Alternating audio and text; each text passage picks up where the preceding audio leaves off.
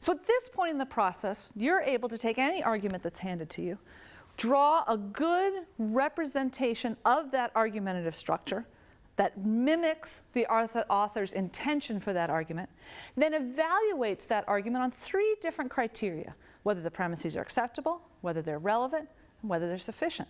And at this point, you may be wondering whether you're expected to do this any time you hear an argument, whether philosophers would demand that you go through this rigorous step-by-step process every time someone tries to persuade you of anything. And the short answer is no. What we're doing in step 8 is learning to integrate all the skills we've learned in the first 7 steps of this process so that you can come up with a substantial, compelling evaluation of any argument. The difference between step 7 and step 8 is, at least according to the football movies I've seen, the difference between a football practice and a football game. In a football practice, you do all sorts of things, running through tires, pushing large machines around, all sorts of things that never happen in an actual football game. The hope being that those drills will leave you with muscle memories that will serve you well in the game to come. That's exactly what we've been doing so far in these 7 steps, building up habits for you, building up habits of inquiry, habits of critiquing, habits of fairly understanding the arguments that you may face. Step 8 is the football game. It's the reason why we've gone through this. And so in step 8, we kick off some of the training wheels. You will no longer be required to diagram. You will no longer be required to go through every premise on all 3 criteria. The point here is to integrate all of those tools, to integrate all of those skills into something that will allow you to write evaluations of arguments that are clear, logical, substantial, and compelling. So in this step, you'll be given arguments. They'll look roughly similar to the ones in the previous steps. But now you'll be asked only one thing: evaluate the argument. Do you find this argument persuasive? Does it convince you of the conclusion? Now you'll use all the tools and all the skills that you've developed so far, but in a different way. So the first thing that an evaluation must have is a clear, strong, evaluative thesis. Now, by this point, you've worked with dozens and dozens, probably hundreds of arguments, and you've probably found some where you spent a lot of time trying to figure out the conclusion. Maybe even gotten annoyed at how difficult it is to paraphrase or isolate the conclusion. So when we're writing an evaluation, what we're really doing is writing an argument about an argument. And the first thing you're going to do is not make the mistake that has driven you crazy with other arguments so far.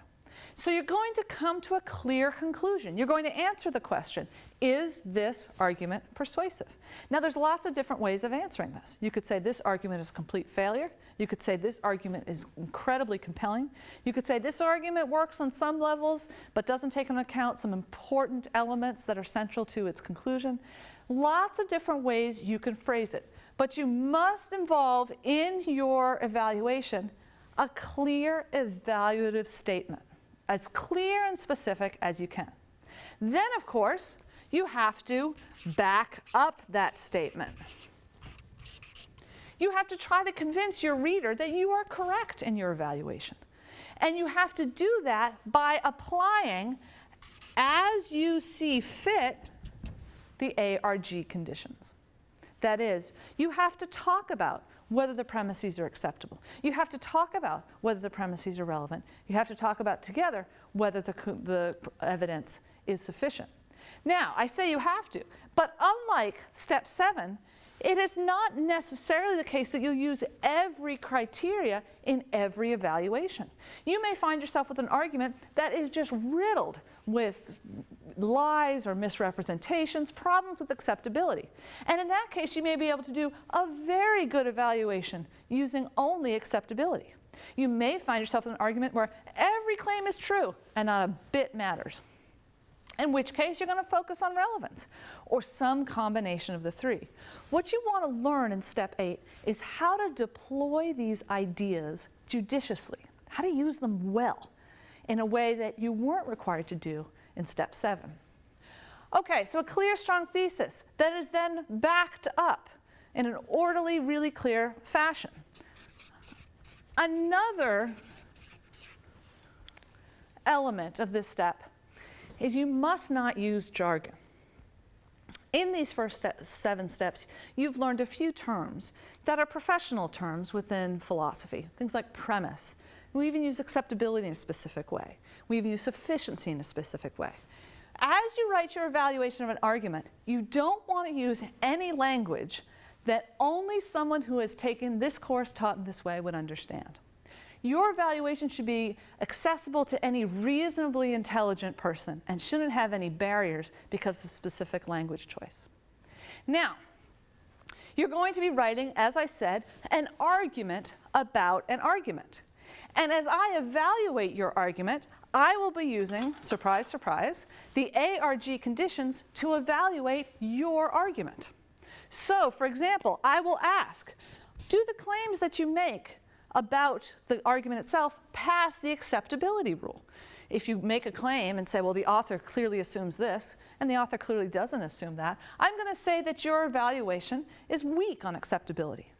If you make claims like, well, the author does a really good job of pulling your heartstrings and getting your emotions involved, which is a point that has nothing to do with the ARG conditions that you should be applying, then I'm going to say you're bringing up something irrelevant.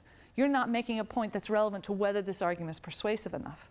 And I'm going to be asking about sufficiency of grounds. So you may be able to find 1 or 2 little flaws in an argument, but if you say that you found 1 or 2 little flaws and therefore the whole argument collapses, I'm going to say that's not a sufficient amount of evidence to support your conclusion. So the questions that I ask about your evaluation of arguments are also to be found under the ARG conditions. The most important thing about an argument evaluation is its clarity. You want to show that you have a good faith understanding of what the arguer was attempting to do, that you're not misrepresenting the author's position, that you can back that up, and then that you have critiqued it fairly using the same questions that you would ask of any arguer, of any argument. So you'll be given some short examples of arguments that you can evaluate, and then they'll get increasingly longer and more complicated. But remember, the skills and the tools are always the same. You have 3 basic questions that you're going to ask of any argument. Are the premises acceptable? Are they relevant? Do they matter? And together, do they have enough evidence to establish the conclusion? Good luck.